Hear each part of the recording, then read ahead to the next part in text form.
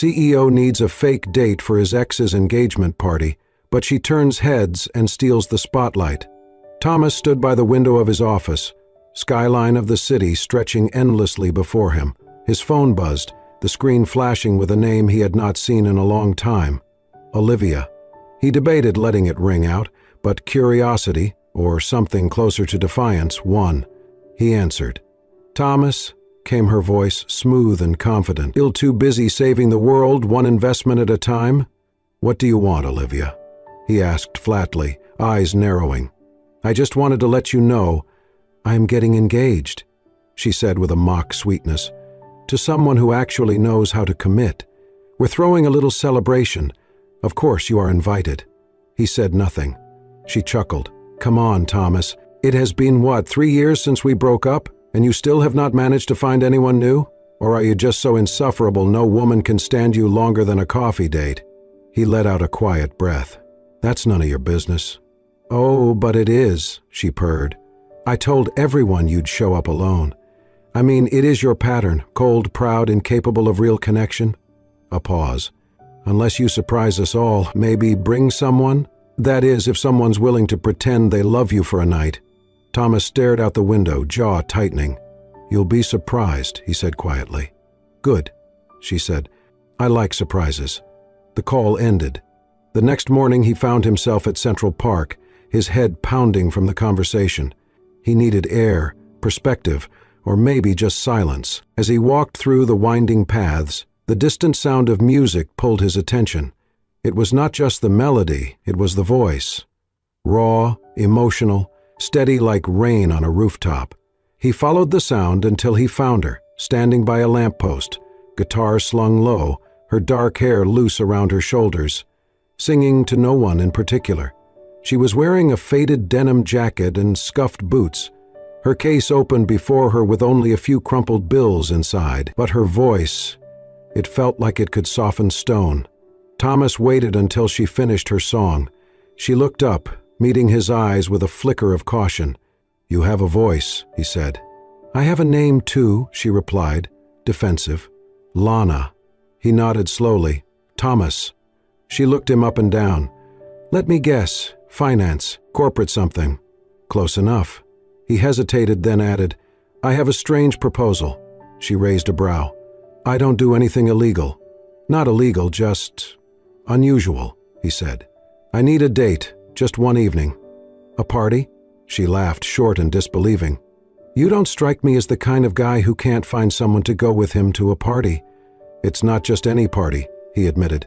"It's my ex's engagement party. She's expecting me to show up alone." Lana folded her arms. "And you want me to play Cinderella?" "You'd be paid," he said, "generously. Enough to help you out, maybe more than just that." She stared at him for a moment, amused and skeptical. "Why me?" "Because you're not part of her world," he said quietly. "She wouldn't see you coming." Her eyes narrowed. "You're trying to humiliate your ex. I'm trying to reclaim something," he corrected. "And you're the only one I've met in a long time who doesn't seem like they care about impressing anyone." She shook her head. "I sing on sidewalks, Thomas. I'm not built for dinner parties and places with chandeliers." "That's exactly why you'll shine," he said. She laughed again, but there was something more bitter beneath it this time. "That's a pretty line." Then he said softly, "I'll cover your mother's hospital bills." The laughter vanished from her face. She looked at him, eyes narrowing. "How do you know about that?" "I don't," he admitted. "It was a guess, but I saw your face change when someone dropped a 5 into your case instead of a 1. She didn't speak for a long moment, then, softly, "You're serious?" "I am," he said. "All night. A few hours. I'll cover everything." She exhaled slowly, then finally nodded. "But you better make it worth it, Suit." He gave her a rare smile. "I will." The boutique studio on Fifth Avenue shimmered with gold-trimmed mirrors and soft white lighting. Lana stood stiffly in front of a full-length mirror as a stylist flitted around her with swatches and silk. She had tried on a dozen dresses already, each more elaborate than the last, but none felt like her.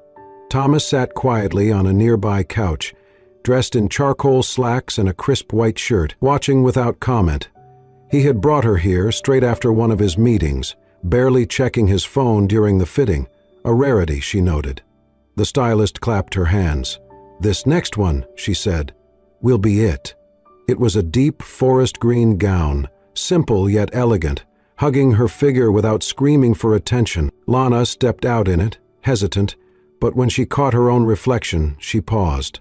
Thomas stood up slowly. "That one," he said. Lana looked down at herself. "Feels a little too princess." "You are playing the part," he replied, "but you still look like you." She nodded slowly, then reached into her satchel and pulled out a worn leather bracelet, frayed at the edges. "I'm keeping this on," she said. "My mom gave it to me." Thomas simply nodded. "It works." By the time they finished, the city lights had begun to flicker on outside. Thomas checked his watch. "I don't have time for dinner out, but we could cook at my place. We still need to run through our story." Lana raised an eyebrow. "You cook?" "I do." His apartment was sleek, modern, and understated, exactly how she imagined it would be. Floor-to-ceiling windows, soft gray furniture, and a kitchen that looked like it belonged in a magazine. She stared at the marble countertops. "Are you sure you actually cook in here?" Thomas rolled up his sleeves, revealing strong, scarred forearms. "Used to cook every night when my mom was sick." It stuck. Lana opened a drawer and blinked. "You alphabetized your spices." "Efficiency," he said with a smirk. She snorted. "You're a serial killer." While he chopped onions with practiced ease, Lana tried to mimic him. Her knife slipped, sending onion slices flying. She yelped, dropping the knife and backing up dramatically. "Okay, I'm officially banned from all sharp objects." Thomas chuckled, stepping in and gently guiding her hands. "Like this, firm grip, curl your fingers." As she resumed, he moved to prep the sauce. Lana sneezed, blinking through onion tears. "How do you do this without crying?" "Experience," he said. "And emotional repression." She knocked over the salt jar, groaning as the granules spilled across the counter. Thomas grabbed a towel and helped clean it up without a word. "Consider it extra flavor, like a little chaos added to a perfect plan." She glanced at him. "You don't get mad easily, do you?" "I've learned not to." Soon, pasta simmered, and fresh herbs sizzled in a pan. They moved with a rhythm, not perfect but natural, and by the time they sat at the small dining table, it smelled like something out of a bistro. "So," Thomas said, refilling her water glass, "Olivia will ask what you do. I'll say I'm a singer. Bars, street corners, birthday parties for dogs." "Say you sing to live," he said, smiling slightly. "Not to impress." Lana tilted her head. "You like correcting people, don't you?" "I like clarity." They ate in silence for a moment, the mood surprisingly light. Then she raised her glass of water. "A toast." He lifted his own. "To what?" She grinned. "To poverty. The only reason we're not drinking wine." They clinked glasses. "To low expectations," Thomas added, deadpan. "And the thrill of pretending," Lana said, more softly. He studied her. "This doesn't feel like pretending." She looked away. "Not yet, anyway." When they finished, Lana leaned back in her chair. "I still think this whole thing is insane." "It is," he admitted, "but somehow I think it might just work." "For one night," she said. "For one night," he echoed. But in his chest, something tugged at the certainty of that limit. The chandelier above the grand ballroom shimmered with soft amber light, casting a glow over crystal glasses and satin gowns. Waiters glided between the tables like ghosts in black and white, and the hum of moneyed conversation hovered in the air like perfume. Thomas walked in first, composed as ever, but when Lana stepped beside him, the room shifted. She wore the forest green gown like it was sewn from stardust. Her hair was swept into a soft twist, a few curls falling playfully near her cheek. Her steps were light, confident but unassuming. She had no diamonds, no glitter, only the leather bracelet on her wrist, and yet heads turned. Conversations trailed off. Glasses paused midway to lips. Thomas offered her his arm. She took it with a slight smirk. "You looked like you planned this." "I did," he replied under his breath. Olivia was near the center of the room, surrounded by designer-clad guests and champagne flutes.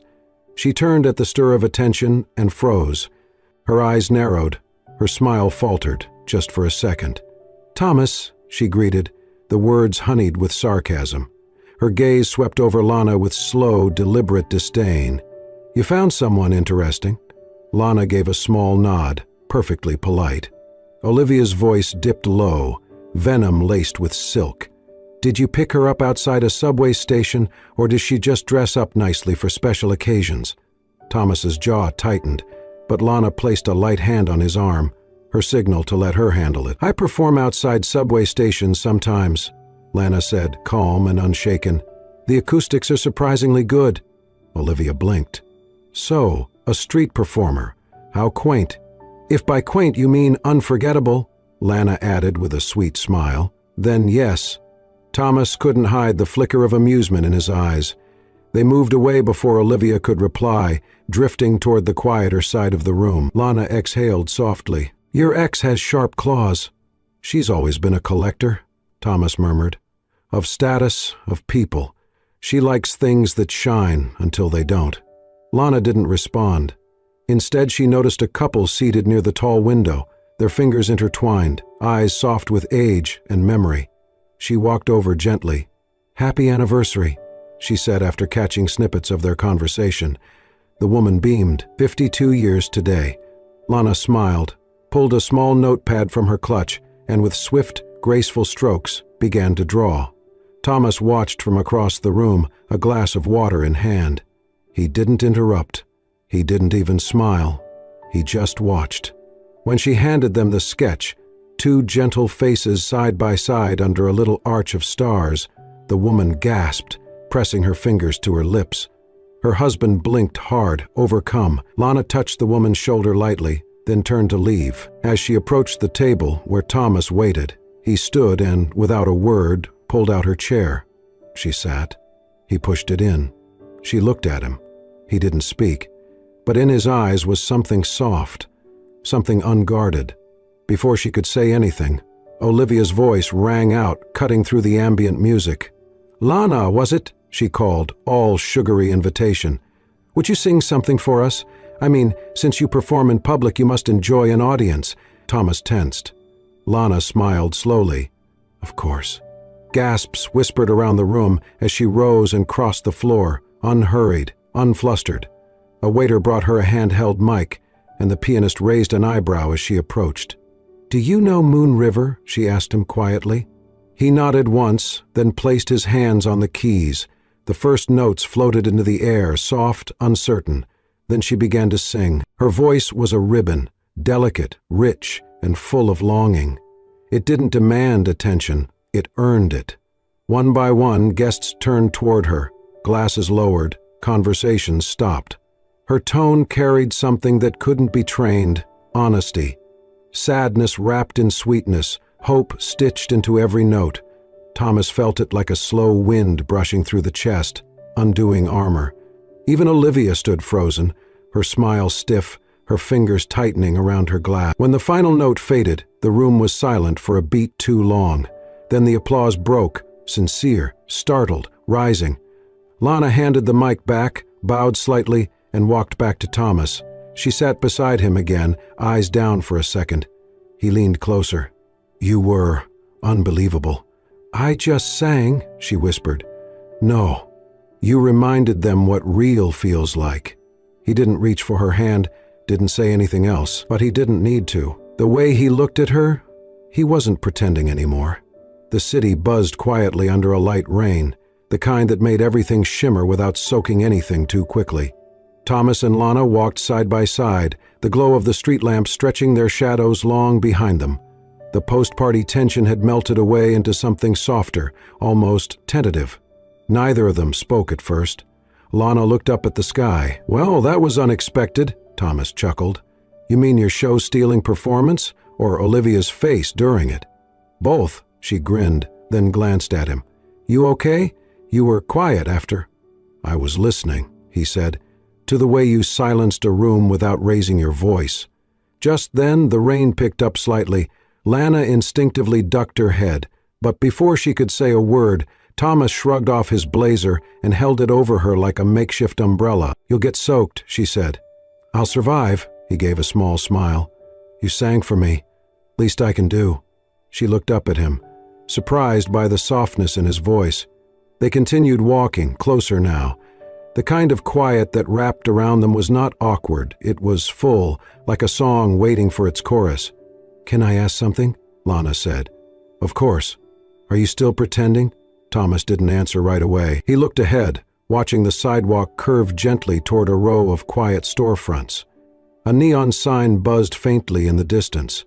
Lana's bar. He exhaled, his voice low. "I do not know what this is. But tonight? With you? I have not felt this light in years, not even when I thought I was in love before."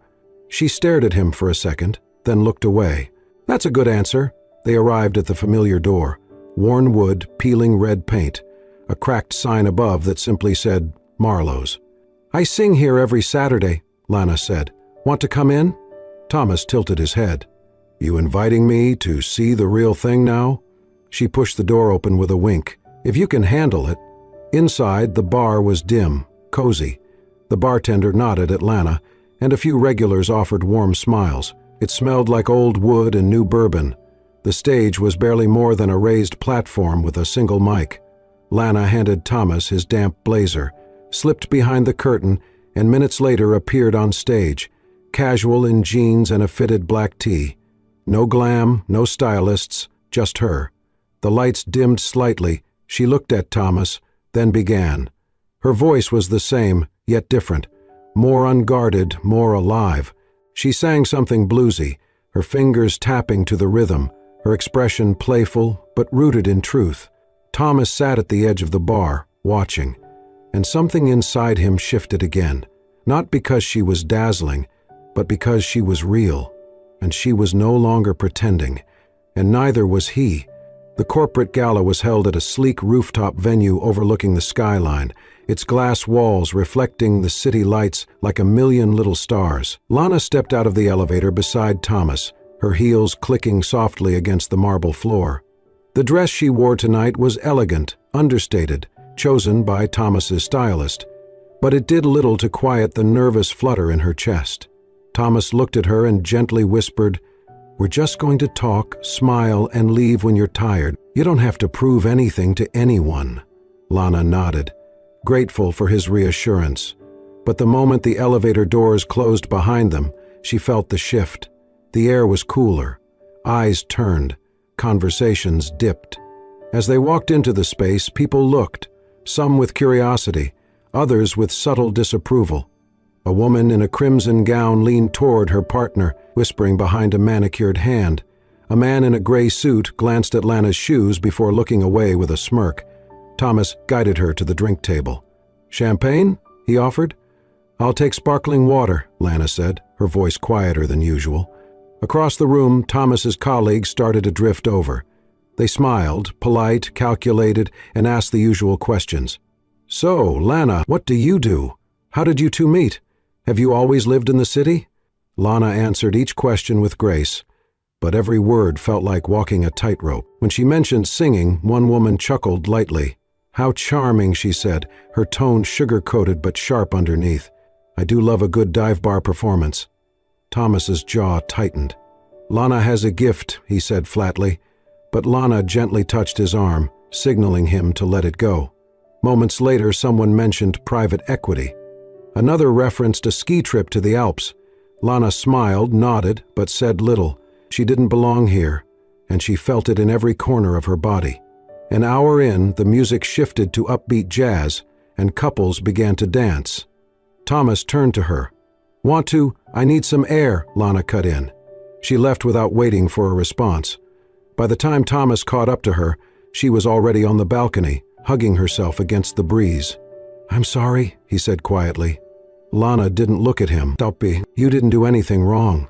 But this," she motioned to the party behind the glass, "this isn't my world, Thomas.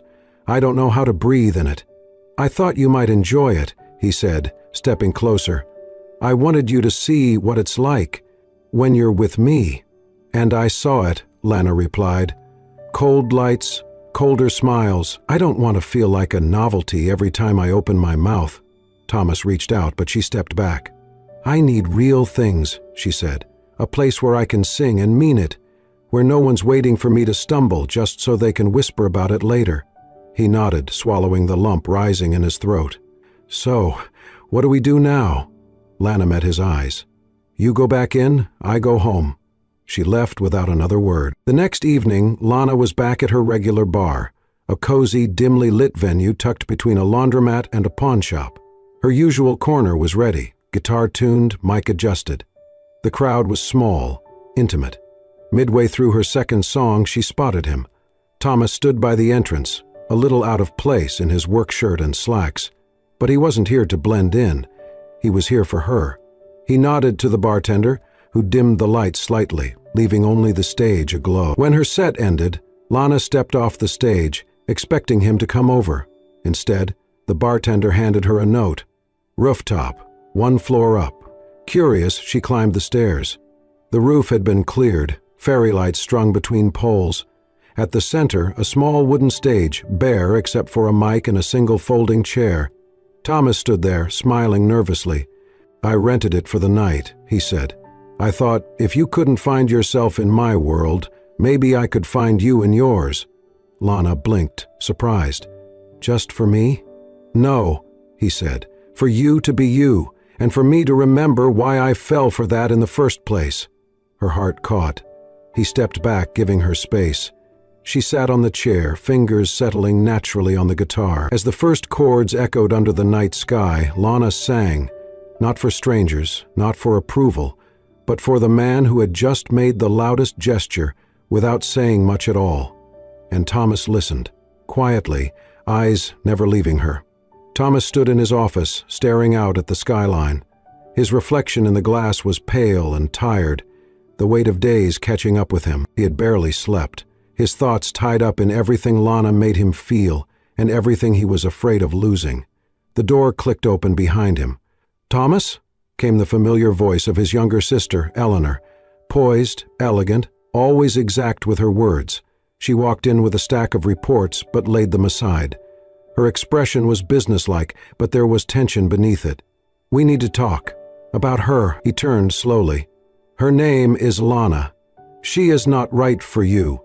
He blinked. "Excuse me?" "She is not your world, and you know it." Eleanor folded her arms. "You have worked your entire life to get where you are, and now you are risking everything for someone who sings on sidewalks and paints portraits on napkins? She is not a risk. She is the only thing that has ever made sense to me." "She is not sustainable," Eleanor snapped. "Do you know what people are already saying? That you have lost your edge? That this, whatever this is a distraction?" Thomas walked toward her, voice low and firm. "Maybe I wanted to be distracted. Maybe I am tired of chasing expectations that never made me feel alive." Eleanor's voice softened, but not her stance. "She will be crushed in our world. She doesn't belong. And deep down, you know that."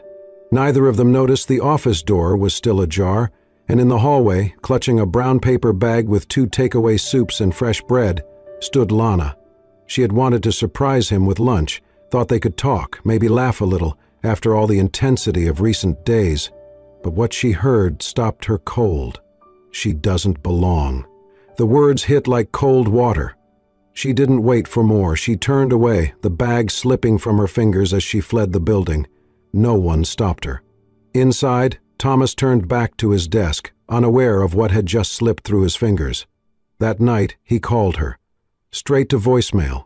He texted. Nothing. He visited the bar where she often sang. No sign of her. The owner shook his head. Haven't seen her in days. He tried the cafe near the park, the bookstore she once mentioned. He even stood outside the building he knew she lived in, but she did not come out. No light in her window, no music. Just silence. Days turned into nearly a week. He canceled meetings, barely ate. His team covered for him, but whispers grew. He sat on the park bench under the old oak tree, the same one where Lana once told him she sang not for fame, but so someone in the dark might feel a little less alone. He held the sketch she had given him, a portrait of him from that first dinner night, not the CEO, but the version she saw underneath, the one who quietly stirred soup, who smiled when no one was looking, who carried loneliness like a worn briefcase. Thomas traced the edge of the paper with his thumb. A breeze passed through the trees, and he whispered, as if the air could carry it to wherever she was hiding, "I'm sorry I let them speak louder than my heart." He stood, slipping the drawing back into his pocket, his jaw clenched with a new determination. "If you won't come back to me," he murmured, "I'll come to you." The city was buzzing that Saturday afternoon. Music echoed from every street corner as part of a community charity event. Booths lined the sidewalks, children with painted faces ran between stands, and a small crowd had begun to gather around a makeshift stage set beneath a canopy of string lights and ivy. Thomas had not planned to be there. He had walked aimlessly for hours, trying to clear his head, trying to quiet the ache that had taken residence in his chest since Lana disappeared. But something made him stop. A voice. Soft at first, raw, familiar. It poured into the air like honey and sunlight, aching and beautiful. He froze. It was her. Lana stood on the small wooden platform, hair swept to one side, eyes closed as she sang. She was not dressed for performance, just a simple blue dress, her old bracelet glinting under the afternoon light. A guitarist accompanied her, but her voice carried all the weight. It was a ballad, something mournful yet full of hope, a song about finding light in someone's shadow. People around him stood still, mesmerized. But Thomas only saw her. He stepped forward through the crowd, each footfall steady. Lana opened her eyes and saw him. Her voice caught slightly, but she kept singing.